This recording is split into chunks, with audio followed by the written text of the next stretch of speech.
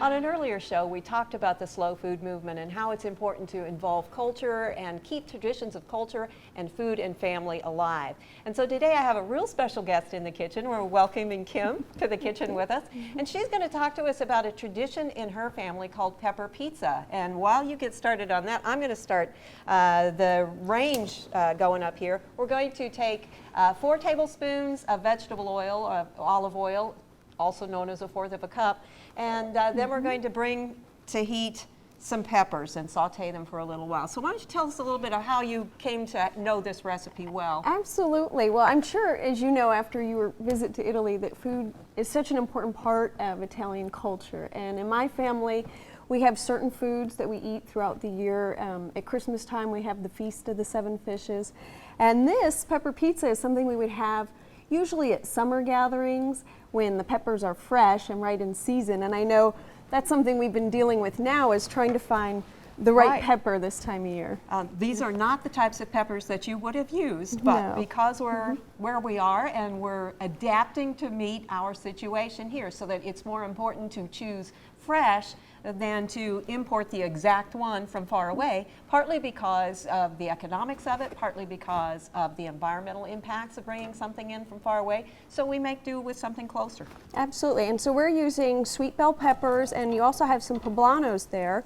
And traditionally what my family would use is a sweet Italian pepper called cubanella, and then we would pair that with a spicy pepper like a yellow wax or a Hungarian wax. And the two, the sweet and the spicy, would mix together. And really, this dish is fairly simple, and it's the peppers that are going to really give it the flavor. That's right. I was really surprised with how few ingredients there are in this. It is a pepper pizza, and we've taken the liberty of making a few shortcuts to fit the American lifestyle. It takes 2 1-pound loaves of pounds of bread dough, and so we're using frozen bread dough. To make our lives a little easier. And if you chose another to do your own, that would be fine. You just need to use a recipe that would allow you to make 2 1-pound loaves of bread at the end. We're just going to saute these until they just start to turn brown. And one of the reasons that I like what we did here is that it is so colorful in the pan. Yeah, absolutely. It's a nice change. One of the things you will want to watch, though, since we're using bell peppers, which have a little bit thicker skin to them, or a little bit thicker meat to them, than the poblanos. As you can see here, the poblanos are fairly thin, that you may find that you have to start taking some of the poblanos out a little bit sooner. If you wanted to make it a little bit simpler to do so that you got them both to the point of brownness, you might want to do the poblanos separately and then do the bell peppers separately as well. Okay, you can see we're getting these nice and browned here, and that means we're ready to move on to the next phase. We did start with 3 pounds of peppers. I think we forgot to tell them that earlier. Yeah, we did. 3 pounds of assorted peppers, whatever you happen to have. Now we need to cool these down to room temperature, and in order to speed that process, I'm going to spread them out on a couple of small cookie sheets, and that will enable them to have a little bit more air around them and cool a little bit faster than they would otherwise. And while we're waiting for them to cool down, which we're doing primarily because we don't want them to start cooking the dough, is go ahead and get the dough ready. And now, we cooked 3 pounds, but we might not use all of them. You kind of adjust to taste, and if there's extras, you can always freeze them. They're great to pull out and use in other dishes. And sometimes in the summertime, when we have those cubanella peppers, I'll just cook them up and freeze them to use later. So they don't necessarily have to be fresh. That works in this recipe as well. It does work in this recipe. The next stage, we have our bread dough risen. So this is something that is going to take you a day to do. Not active time, though. You don't have to sit and watch the bread dough rise. So we started with 2 1-pound loaves of bread dough, and we're going to roll this out. And you want to describe the rolling process while I get started a little bit here. We roll it into a very long piece. The idea is that we're going to have 3 layers of bread on our final product, and so we roll it to the length that's 3 times the length, or you could go with of the cookie sheet that you're using. And for 2 pounds, we use a full size, the largest size cookie sheet, but you can cut this in half and try cooking with just 1 pound of bread. I've never done that. I always make extra and then freeze it for later if I don't think I'm going to eat it. Now, you want to start rolling on this, and I'm going to grab the cookie sheet that we're actually going to use. we're aiming to make it 3 times as wide as this one and about as long. That's our goal. So it's going to take us a little bit of time to do this, and it takes a little bit of muscle too, but it's one of the reasons it makes a great family project. We may need a little more flour. We are starting on a lightly floured board. Don't want to use too much because adding extra flour is going to make the bread dough more tough, and we want to keep it as tender as we can.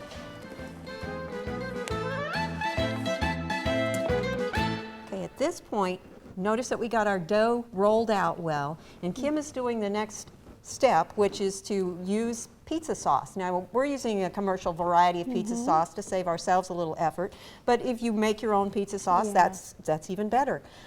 She's got somewhere between a half to 3/4 of a cup of pizza sauce, which is all we're going to need for this recipe.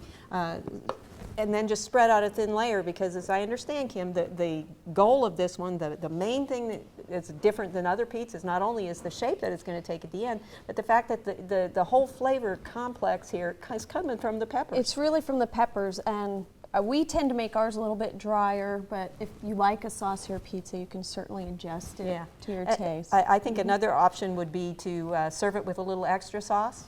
And then people could either dip it or add it on it when they were ready. Absolutely. Now we're going to put half of the peppers on at this point. So since we've already divided them to cool a little bit.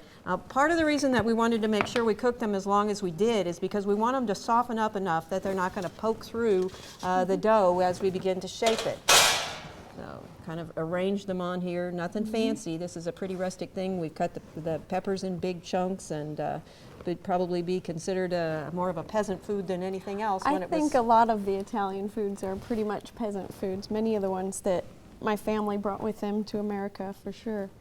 And then we just fold 1/3 of that dough up over the top, and we're going to repeat our layers and make another layer on top here. So it's really, really simple. It is. I think that's one of the beauties of the simple foods.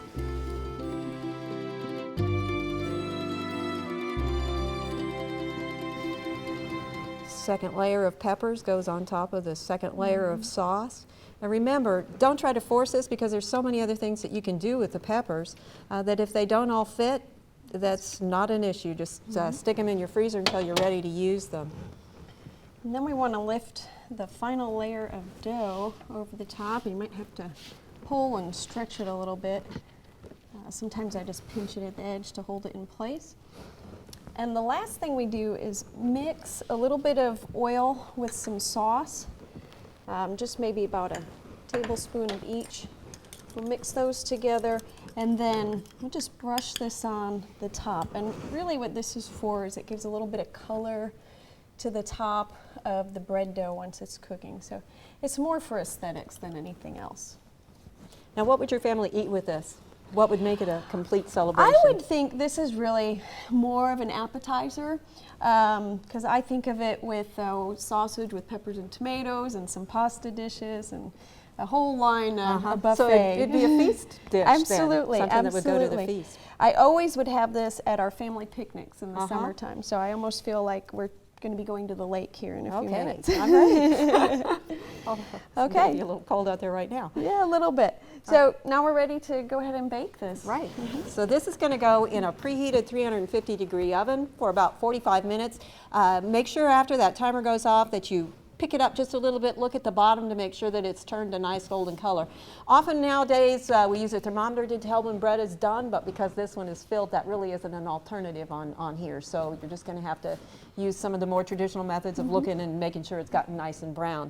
And this is what it looks like when it's done. Yeah, and the shape's a little bit different. It's certainly flexible. I know one part of my family rolls it more like a jelly roll, so there's a lot of ways you could prepare it. So let's see what it looks like inside. Oh my goodness, isn't that beautiful inside? All the different colors of the peppers. It did turn out really nice with the sweet bell peppers in there. So that would probably be a little bit more than one serving, but we're going to put one out there. It's actually supposed to make 15 servings, so it's going to be something you're going to want to slice a little bit thinner, and then the way that this one got shaped ahead of time, you're probably also going to want to slice it in half again in order to make sure that it goes the distance, so to speak. But I think this is a great tradition that you've brought with us. Every family has one, and every family should explore their own, as well as look at some of the others that are available to them as well. This may be one that I actually incorporate into my family tradition this holiday season. I hope so. For Oklahoma Gardening, this is Barbara Brown and Kim Rebek. We hope you've enjoyed this classic from the Oklahoma Gardening Vault. Remember, even though these tips and techniques are timeless, there's always something new to learn in the world of gardening. By subscribing to both Oklahoma Gardening and OK Gardening Classics, you'll have access to a wealth of gardening knowledge, both classic and contemporary.